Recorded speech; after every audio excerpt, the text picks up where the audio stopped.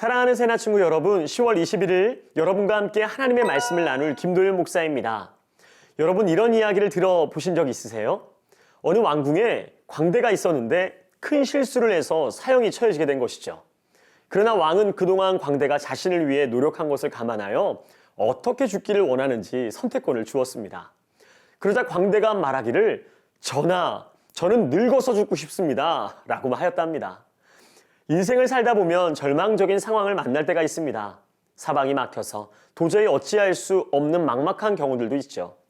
그러나 사방이 다 막혀 앞이 보이지 않아도 하늘은 열려 있다는 것을 기억하십시오.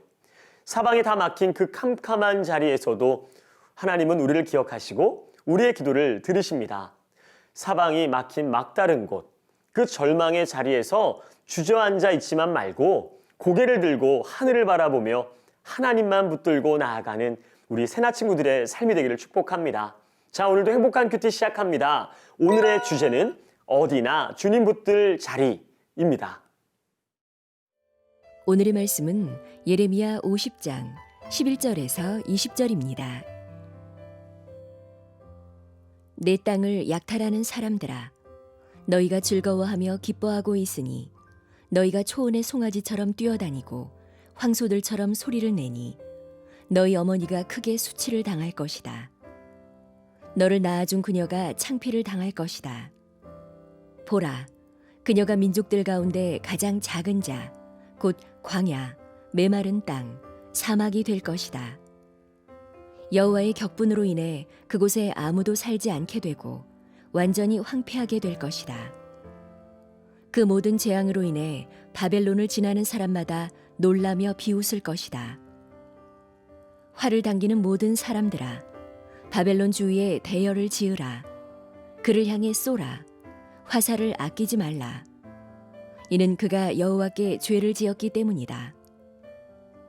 사방에서 그를 향해 고함을 질러라. 그가 굴복하고 그의 성체가 쓰러지며 그의 성벽이 헐려 무너졌다. 이것은 여호와의 보복이니 그에게 복수하라. 그가 한 대로 그에게 갚아주라. 바벨론에서 씨 뿌리는 사람과 추수 때 낫을 준 사람을 없애버려라.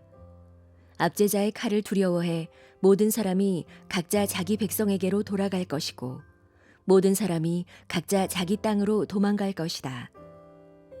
이스라엘은 사자들이 쫓아낸 흩어진 양떼다. 처음에는 아시리아 왕이 그를 삼켰고 마지막에는 바벨론 왕 느부갓네살이 그의 뼈를 부러뜨렸다. 그러므로 이스라엘의 하나님 만군의 여호와께서 이렇게 말씀하셨다. 보라, 내가 아시리아 왕을 처벌했듯이 바벨론 왕과 그의 땅을 처벌할 것이다. 그러나 이스라엘은 내가 그의 목초지로 돌려보낼 것이다. 그러면 그가 갈멜과 바산에서 풀을 뜯고 그의 영혼이 에브라임과 길르앗 언덕에서 만족할 것이다. 여호와의 말이다. 그날과 그때에 이스라엘의 죄악을 찾지만 아무것도 없을 것이다. 유다의 죄를 찾지만 발견되지 않을 것이다. 이는 내가 남은 사람들을 용서할 것이기 때문이다. 우리 함께 13절 말씀을 읽겠습니다. 여호와의 격분으로 인해 그곳에 아무도 살지 않게 되고 완전히 황폐하게 될 것이다. 그 모든 재앙으로 인해 바벨론을 지나는 사람마다 놀라며 비웃을 것이다. 13절의 말씀은 하나님께서 바벨론을 심판하시겠다는 내용을 담고 있습니다. 유다 백성들의 불순종으로 이스라엘은 바벨론의 공격을 당하게 되지만 하나님의 소유된 백성을 침략하여 약탈하고 그것을 즐거워한 바벨론 역시 심판하시겠다는 이야기입니다. 당시 바벨론은 강대국입니다. 강대국으로서 예레미야를 통해 선포된 바와 같이 남유다가 멸망하게 될 때에 여호와의 심판을 집행하는 도구로 선택받게 되죠. 그러나 하나님의 소유를 노력한 그들의 죄로 인해 하나님은 격분하시며 바벨론 땅에 아무도 살지 않도록 그 땅을 황폐하게 하고 바벨론을 지나는 모든 자들에게 비웃음거리가 되게 하시겠다 말씀하십니다. 또한 15절 말씀에서 볼 수 있듯이 그들이 했던 대로 갚아주겠다고도 하시죠. 여호와 하나님께서 예루살렘 성전을 파괴한 바벨론을 원수처럼 여기시고 자기 백성을 위해 그들에게 보복하심으로 바벨론을 완전히 망하게 하실 것이라는 그 선포가 있는 것입니다. 세상 그 어느 나라도 하나님의 심판으로부터 벗어날 수 없는 사실과 여호와 하나님만이 공평과 정의로 세상 나라들을 다스리시는 역사의 주관자이심을 알려주는 것입니다. 또한 하나님께서는 선포하시는 이 심판의 계획은 하나님의 소유된 백성을 구별하여 철저히 보호하시는 하나님의 사랑을 나타내고 있는 것입니다. 하나님의 소유된 백성을 침략한 죄에 대해 엄중하게 다스리시는 것이죠.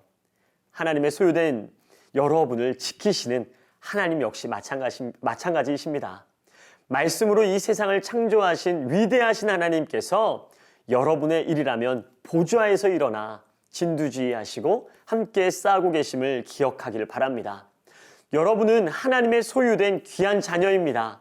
그것을 절대 잊지 않는 우리 새나 친구들이 되기를 축복합니다.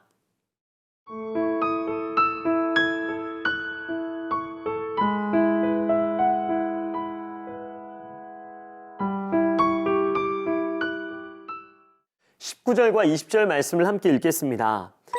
그러나 이스라엘은 내가 그의 목초지로 돌려보낼 것이다. 그러면 그가 갈멜과 바산에서 풀을 뜯고 그의 영혼이 에브라임과 길르앗 언덕에서 만족할 것이다. 여호와의 말이다. 그날과 그때에 이스라엘의 죄악을 찾지만 아무것도 없을 것이다. 유다의 죄를 찾지만 발견되지 않을 것이다. 이는 내가 남은 사람들을 용서할 것이기 때문이다. 이스라엘의 그 12지파는 결국 아수르와 바벨론에 의해 멸망하여 흩어지고 말죠.